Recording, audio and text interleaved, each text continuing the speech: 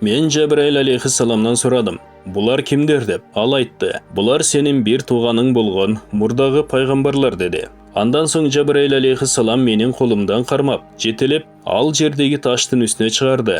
Ал жерде асманға шыға тұрған шаты бар екен. Өте қоғыз. Андай қоғызды ешкім көрген жоқ. Айтып сөз менен жеткіре албайды. Ошол жерден періштелер асманға шығат екен. Ал шатының асты Байтул Мұқадастағы таштың үстінде тұрат екен. Үсті асманға жетіп тұрат екен. Ал шатының бір бұты жақуттан, бір бұты забаржандан, бір тепкечі күміштен, бір тепкечі зумруттан, ал бір тепкечі бермет жақут менен қоздолған. Ошол шаты менен Азраил алейхиссаламда адамдардың жанын алғаны түшөт. Жабраил алейхиссалам мені көтеріп, қанатын үстіне қойып ошол жерден асманға көтерілді. Дүйнөнүн асманыға жеткенде эшикти қақты. Ичкериден ким бул деп үн чыкты. Мен Жабраилмин деді. Сени менен бирге ким бар деді.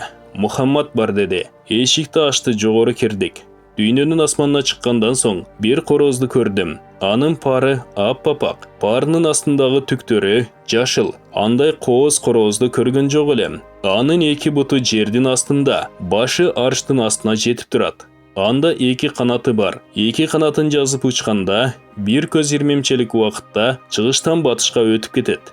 Түндүн бир бөлүгүндө эки канатын кагып, Аллах Таалага тасбих айтып кыйкырат. Субханал малики куддусил кабирул мутаал. Ла илаха иллаллах ал хайюл кайюм деп.